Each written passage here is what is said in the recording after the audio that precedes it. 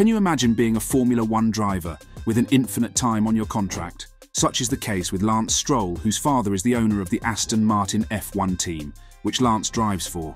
However, rumours have emerged that Lance is now considering a retirement from F1 and a shift to another sport.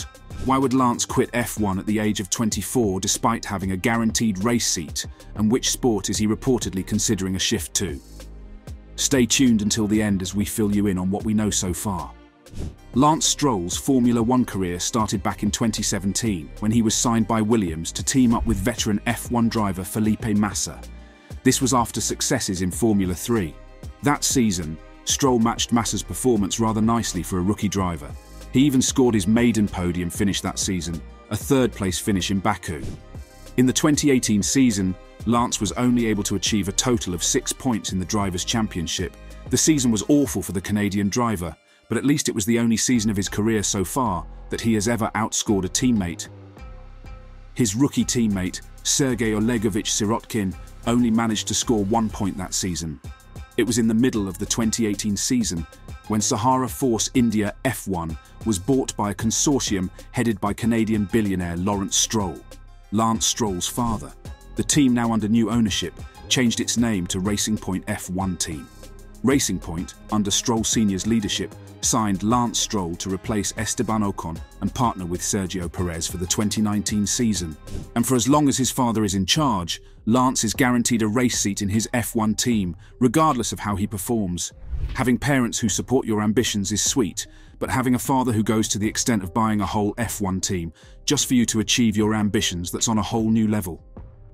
From the 2019 season to date, one thing remains constant for Lance Stroll, and that is being outshined by all of his teammates. In 2019, Stroll finished the season with 21 points, which was less than half of Perez's 52 points. In 2020, Perez would end the season with 125 points in comparison to Stroll's 75 points. That season, Stroll scored a third-place podium finish at the Italian Grand Prix, which was followed by a remarkable pole position at the Turkish Grand Prix. On the other hand, Perez bagged Racing Point's first win as a constructor at the Sakhir Grand Prix, while Stroll scored his third and last third-place podium finish so far.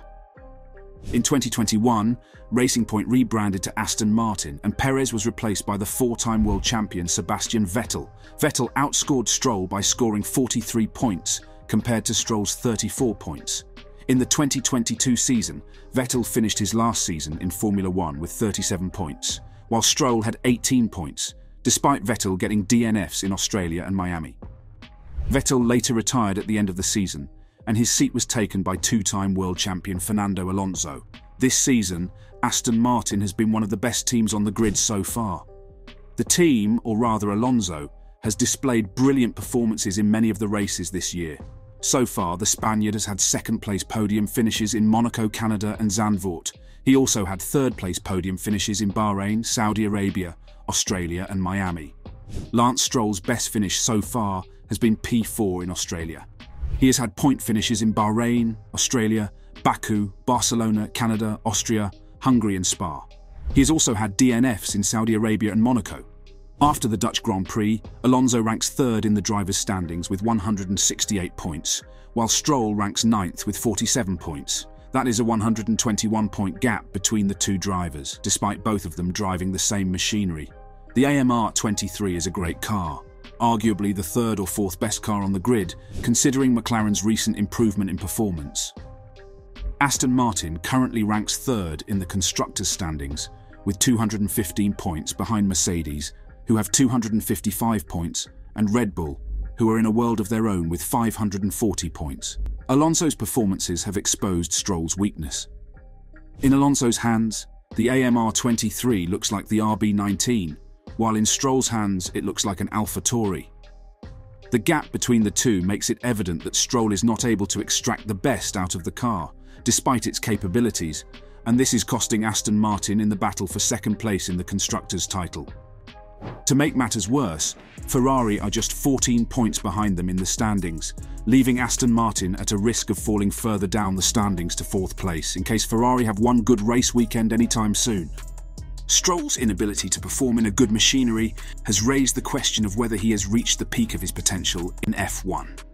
Creating an opportunity for his son in F1 might have been one of the main reasons Lance Stroll acquired an F1 team, but it has now reached a point where the team's performance is more important. Aston Martin may need to drop Lance and sign a driver who will be consistent in scoring points for the team and also display performances that match the car's capabilities if they ever want to contend for the Constructors' Championship title. In his 7 F1 seasons, people have constantly questioned if Lance is in the sport thanks to his father rather than his talent. While speaking at the Race podcast, journalist Ben Anderson revealed the rumour that Lance might be considering a switch to professional tennis. This move would help Lance take the pressure off himself and remove him from his father's shadow. He's strolled too far behind his teammate at Aston Martin, but in reality, he's probably only leaving the team voluntarily because he has an automatically renewable contract thanks to his father, and there are some reports that he is considering a switch to professional tennis. Anderson said. Sky Sports F1 commentator David Croft, during a Sky Sports F1 podcast episode, predicted that Lance might retire from F1 and venture into tennis. We've never looked at his future elsewhere, but I just have a little feeling that in about a year and a half's time, Lance Stroll will race his last race in Formula 1 and go off and do something else, said Crofty. I don't think Formula 1 was the sport he wanted to go into when he was younger. I mean, he was a massive tennis talent when he was younger, one of the best youngsters in Canada at the time, and I just wonder if he might go off and find something that fulfills him more and brings more excitement to him. I'm not saying he's not enjoying driving in Formula 1. I think there are times he is, but I think I look at him sometimes and think, you want to be doing something else, don't you? And I think his dad will realise as chairman as well that it's a business, and I need 2 drivers. So, if he's not getting the results, I think an easy decision is made, Crofty added. Lance Stroll responded to these rumours during the Dutch Grand Prix, downplaying the prospect of quitting F1 for tennis. While joking, here is what Lance said. Well, if I'm going to go on tour, I'd better work on my backhand a little bit because I don't think I'm quite at that level yet. I mean, I like to think I'm pretty good, but I don't know if I'm ready to go up against Djokovic and Alcaraz just yet. He also said that it was Crofty who came up with the rumours while having a few beers on the couch at the beginning of August, while thinking about Stroll's tennis game.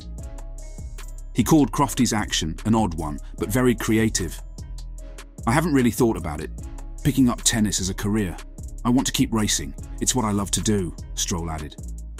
With Lance Stroll's response to the rumours, at least we know that he isn't planning to quit F1 anytime soon.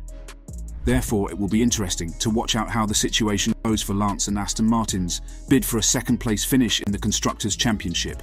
Will Lance improve his performance, or will Lance Stroll just watch as his team loses the battle to Mercedes or even Ferrari? However, if Lance were to quit Formula 1, as the rumours suggest, it would mean that there would be an open seat at Aston Martin.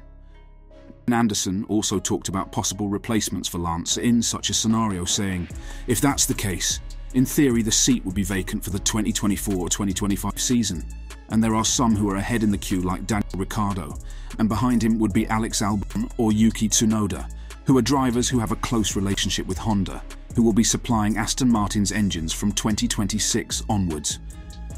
But the team wouldn't be closed to other options either, such as Oscar Piastri, who is making a big impression as a rookie, and after his McLaren contract is up, he's certainly someone you'd like to listen to and talk to.